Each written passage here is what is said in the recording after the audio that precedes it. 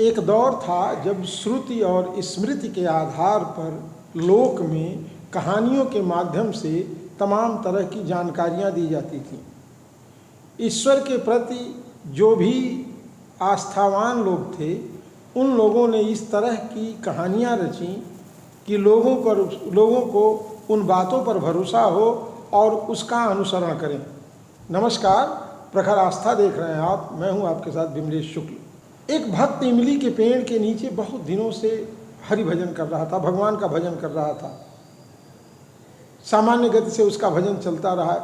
एक दिन नारद मुनि उस रास्ते से गुजर रहे थे, तो उस भक्त ने नारद मुनि को रोका और उन्होंने कहा, प्रभु आप कैसे, कहाँ जा रहे हैं? नारद मुनि ने भी उस भक्त का हाल चाल लिया, उसकी इच्छा जानी। उसने कहा, बस प्रभु का भजन कर रहा हूँ यहीं इमली के पेड़ के नीचे बैठ करके। उस भक्त ने नारद जी से पूछा कि आपकी यात्रा कहाँ तक है? उसने कहा, बस प्रभु के दर्शनों के लिए जा रहा हूँ। भक्त ने कहा, जब वहाँ तक आप जा ही रहे हैं तो एक छोटा सा मेरा भी काम कर दीजिए। नारद जी ने कहा, बताइए आपका क्या काम है? भक्त ने कहा, बस इतना पूछ लीजिएगा कि कितनी और भक्ति करने के बाद मुझे प्रभु के दर्शन हो जाएंगे, उनका साक्षात्कार हो जाएगा। नारद जी मुस्कुराए, कहे, इसमें कौन सा बड़ा संकट है? जब मैं जा ही रहा हूँ तो पूछ भी लूँगा। खैर, बात खत्म हुई, नारद जी आगे बढ़ गए।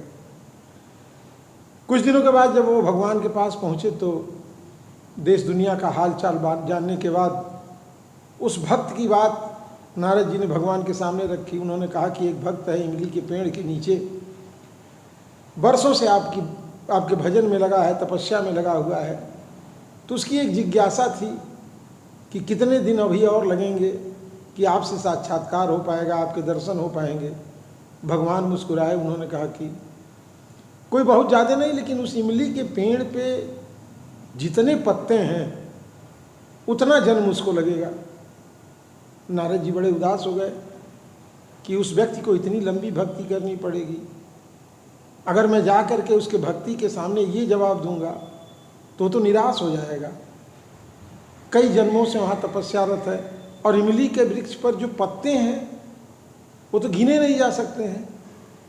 लाखों करोड़ों वर्ष क्या उसको जन्म लेना, लाखों करोड़ों जन्म लेना पड़ेगा ईश्वर से साक्षात्कार के लिए।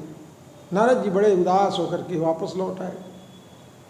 नारद जी बड़े उदास मन से उसी रास्ते से वापस भी जा रहे थे, तभी भक्त की नज़र पड़ गई। उसने प्रणाम किया। उसने कहा, महाराज हो आए भगवान के पास से? निराश नारद जी ने कहा, हाँ हो तो आया। तो उन्होंने कहा, मेरा सवाल आपने पूछा था? नारद जी ने कहा, हाँ पूछा था। भक्त ने कहा, क्या कहा प्रभु ने? जब आपने बताया तो उन्होंने क्या कहा? कब मुझको मिलेंगे, कब दर्शन देंगे? उन्होंने कहा कि मैं क्या बताऊं, तुम्हें बताऊंगा तो तुम उदास हो जाओगे, हताश हो जाओगे। उसने कहा, अरे भगवान आप बताएं तो, आखिर प्रभु ने कहा क्या? उन्होंने कहा कि इस इमली के वृक्ष पर जितने पत्ते हैं उतने जन्मों तक तुम्हें भजन करना पड़ेगा। इतना सुनते ही भक्त नाचने लगा। उसने कहा, अरे भगवान ने ऐसा कहा? उन्होंने पूछा मेरे बारे में, उन्होंने मेरे बारे में जानकारी ली और वो मस्त होकर के वहाँ नाचने लगा। नारद जी हतप्रभ कि अरे ईश्वर तो लाखों जन्म लेने हैं और उसके बावजूद ही नाच रहा है। और भक्त मगन होकर के नाचता रहा। अचानक प्रभु प्रकट हो गए। जब भगवान वहाँ प्रकट हो गए, भक्त, भगवान और नारद जी तीनों लोग उसी इमली वृक्ष के नीचे। नारद जी ने तो पहले ही एकदम अपना सवाल दाग दिया कि प्रभु आपने तो ये बात कही थी कि इमली के पेड़ पे जितने पत्ते हैं उतने बरस लगेंगे, फिर अचानक आपको ऐसा क्या हो गया कि आप अपनी बात भूल गए? भगवान ने कहा, देखो जब तुमने पूछा था तो इसके भजन की गति बहुत धीमी थी, और जब इसको पता चला कि मैं दर्शन दूंगा और इतने जन्मों के बाद दूंगा, और ये मस्त होकर के जब नाचने लगा तो ये बहुत तेजी से इसका भजन पूरा होने लगा और क्षण भर में ही लाखों जन्मों का इसका भजन का कार्य पूरा हो गया। इसलिए मुझे मजबूरन इसको यहाँ दर्शन देना पड़ा। नारद जी ने कहा, प्रभु धन्य है, आपने तो अद्भुत किया। तो भजन की एक गति है, भजन जब अपने पूरी गति से चलता है तो तमाम जन्मों का अंतर भी मिटा देता है। इसी तरह से एक कथा आती है कि एक संत थे जो एक जाट के घर गए।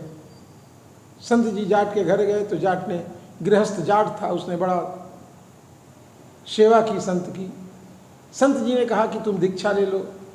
उसने कहा महाराज हम दीक्षा कहाँ ले पाएंगे, हम गृहस्थ आदमी, मेरा तो कोई समय ही नहीं है, खेती करना, बैल खिलाना, घर गृहस्थी देखना, तो मैं किसी नियम में नहीं बंध पाऊंगा। संत जी ने कहा ठाकुर जी का ही रोज दर्शन कर लिया करो, काहे बड़ा कठिन है, कोई समय नहीं है मेरे जीवन का। तो संत जी में और जाट के बीच बड़ा विवाद हुआ, इसको लेकर के आखिर कोई तो संकल्प ले लो छोटा मोटा। संत जी अलग अलग तरह के प्रस्ताव रखते गए, वो गृहस्थ उस प्रस्ताव को टालता गया, नहीं ये नहीं हो पाएगा, वो नहीं हो पाएगा।